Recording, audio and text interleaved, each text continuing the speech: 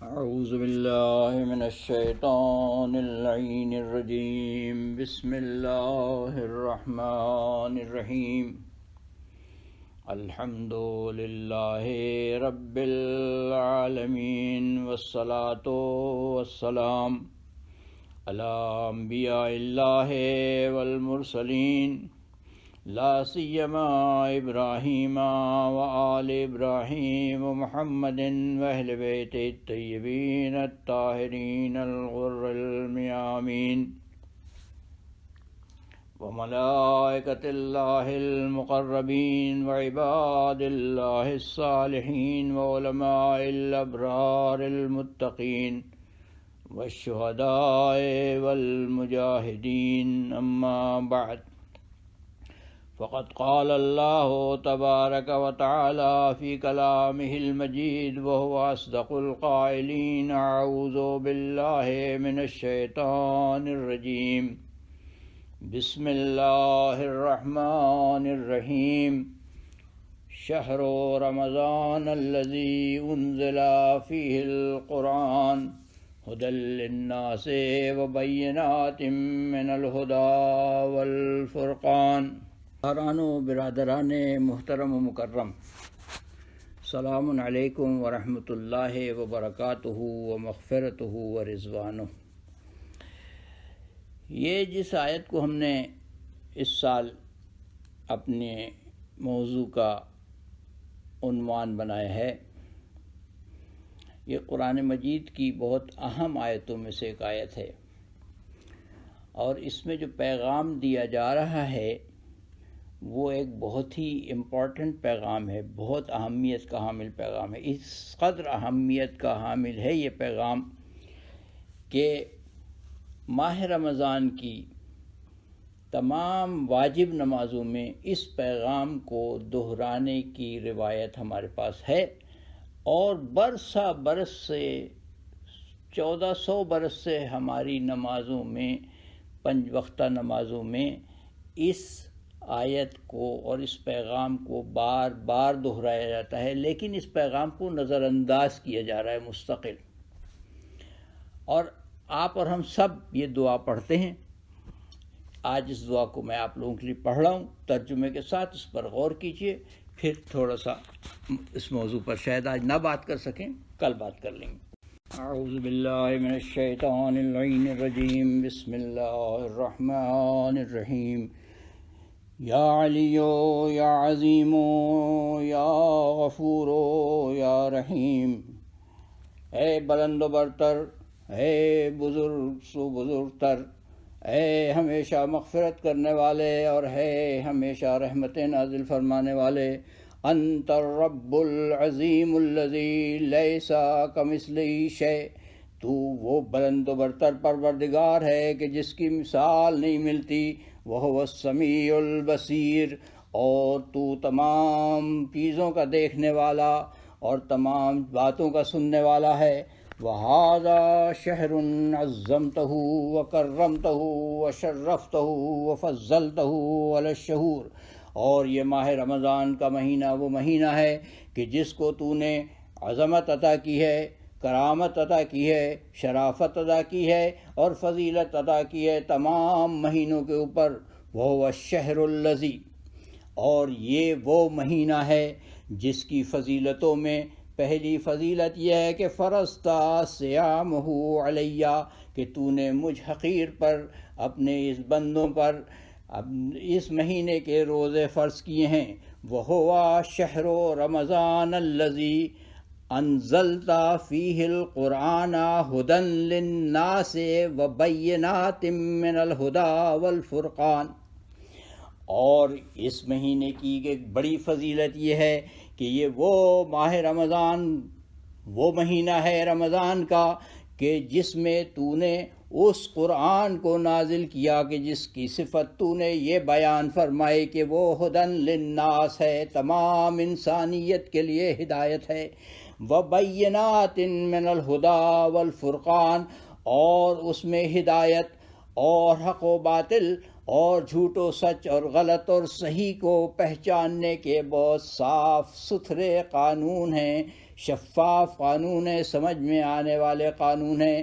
اور اس کے بعد تو نے اس کی ایک اور فضیلت یہ قرار دی وَجَعَلْتَ فِيهِ لَيْلَةَ الْقَدْرِ، کہ اس مہینے میں تو نے شب قدر قرار دی، وَجَعَلْتَهَا خَيْرًا مِّنْ أَلْفِ شَهْرٍ، اور اس ایک رات کو تو نے 1000 مہینوں سے زیادہ بہتر و برتر و خیرات کا حامل قرار دیا۔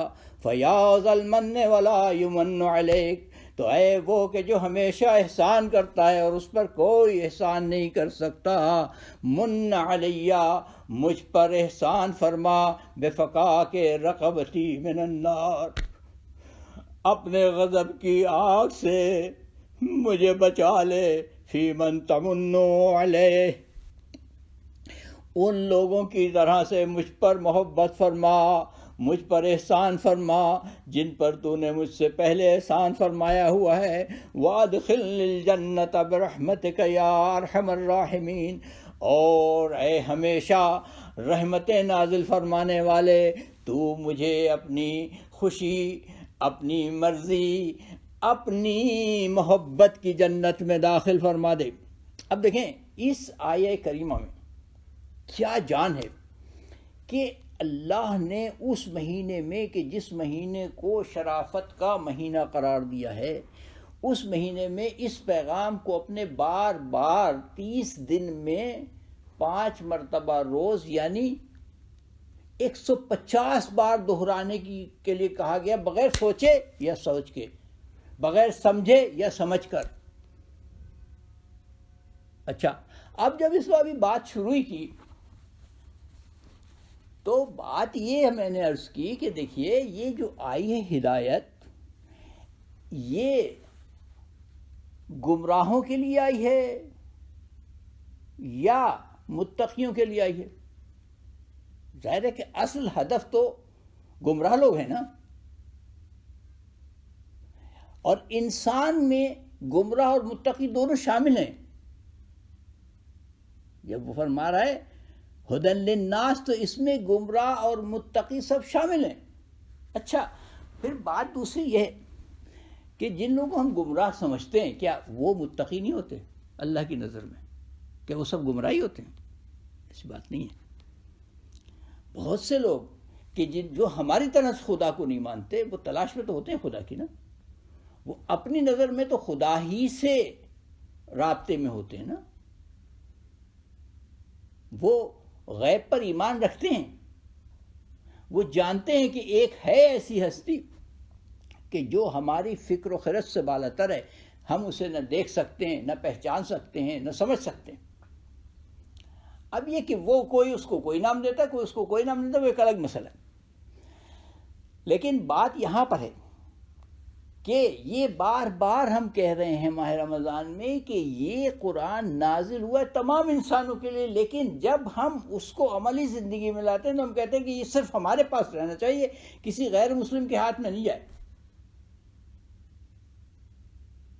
غیر مسلم کے ہاتھ میں دینا اس قرآن کا توہین ہے۔ اب یہ ایک عجیب بات ہے نا، قرآن کی اس تعلیم کی بالکل منافی ہے یہ بات۔ کہیں بھی اس آیت میں یہ بات نہیں آئی ہے کہ ناس سے مراد فقط وہ ہیں جو متقی ہیں۔ دیکھیے اللہ کا کلام، نبی کا کلام ہر انسان کے لیے ہدایت ہے، بلا تفریق مذہب و ملت۔ اب ایک آدمی شعور کے ساتھ اس کو پڑھتا ہے تو وہ شعوری طور پر زیادہ ہدایت لے لیتا ہے، ایک آدمی لاشعور میں اس کے چلا جاتا ہے، وہ اس کو لاشعوری طور پر ہدایت مل جاتی ہے، ایک آدمی اس کو بار بار پڑھتا ہے، اس کے بعد اس کو ہدایت ملتی ہے۔ لیکن ہر ایک کے لیے ہدایت کا پیغام ہے اس میں۔ ہم یہ نہیں کہہ سکتے کہ چونکہ ہماری نظر میں یہ شخص ایسا نہیں ہے جو ہدایت پا سکے تو ہم اس کو قرآن نہیں دیں گے۔ اصل مسئلہ یہ ہے زیر بحث۔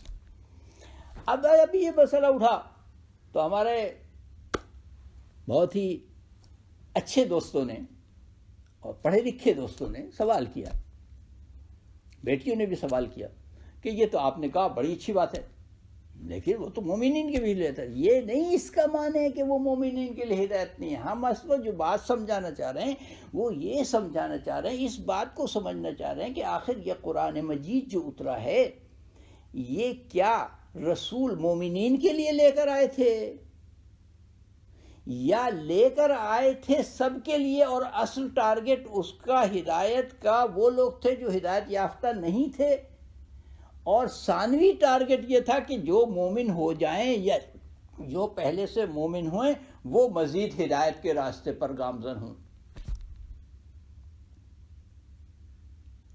اصل موضوع جو ہے ہمارا گفتگو کا وہ یہ ہے. اس لیے اب آج کی گفتگو میں تو اس سے مزید ہم آگے نہیں بڑھیں گے، کیونکہ ہم کوشش یہ کرتے ہیں کہ 10 سے 15 منٹ کے اندر اندر رہیں، لیکن اس بات کو پھر بار بار سوچنے کی ضرورت ہے کہ یہ قرآن بنیادی طور پر انبیاء اور رسل کی جو آمد ہے، انبیاء اور رسل کی جو ذمہ داری ہے، بنیادی طور پر ان جہال، ان افراد کی ہدایت ہے جو ہدایت یافتہ نہیں ہیں. ثانوی طور پر ہدایت یافتہ لوگوں کو مزید آگے بڑھانا، مزید تقویت دینا، مزید ہدایت دینا ہے. ٹھیک ہے، ہم نے قرآن مجید کو محصور کرنے کی کوشش کی ہے اپنے اندر. مسلمانوں نے مسجد کو اور قرآن کو اللہ کا گھر اور اللہ کی کتاب نہیں رہنے دیا، بلکہ وہ مسلمانوں کی ایک پراپرٹی بنا لی. اللہ کا گھر اس لیے تھا کہ رسول اکرم صلی اللہ علیہ وآلہ وسلم کے پاس جب نجران کے عیسائیوں کا وفد آیا اور انہوں نے کہا کہ ہمیں اپنی عبادت کرنا ہے، تو رسول نے کہا کہ اسی مسجد میں بیٹھ کر ناقوس بجاؤ. کیوں؟ اس لیے کہ تم اس کو خدائی تو مان کر عبادت کرو، یہ خدا کا گھر ہے، کرو عبادت خدا کی. ہم نے کہا نہیں، عبادت تو بہت دور کی بات ہے، ہم اس میں گھسنے نہیں دیں گے. اگر کوئی عیسائی، کوئی یہودی، کوئی ہندو اس میں گھس جائے تو ہم کہتے ہیں مسجد نجس ہو گئی. گفتگو یہ ہے ہماری. تو اس گفتگو کو ہم انشاءاللہ آگے بڑھائیں گے. وآخر دعوانا ان الحمد للہ رب العالمین. اللہم اخرجنا من ظلمات الوہم واکرمنا بنور الفہم. اللہم افتح علینا ابواب رحمتک وانشر علینا خزائن علومک برحمتک یا ارحم الراحمین. بسم اللہ الرحمن الرحیم. الحمد للہ رب العالمین الرحمن الرحیم مالک یوم الدین. ایاک نعبد و ایاک نستعین. اہدنا الصراط المستقیم صراط الذین انعمت علیہم غیر المغضوب علیہم ولا الضالین. بسم اللہ الرحمن الرحیم.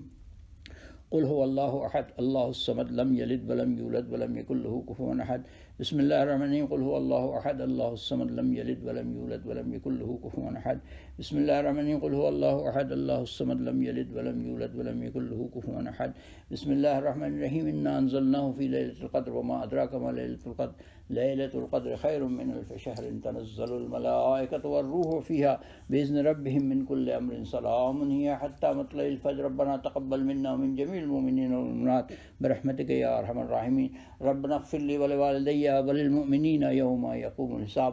اللهم كن لوليك الحجة ابن الحسن صلواتك عليه وعلى آبائه في هذه الساعة وفي كل الساعة وليا وحافظا وقائدا وناصرا ودليلا وعينا حتى تسكنه أرضك طوعا وتمتعه فيها طويلا.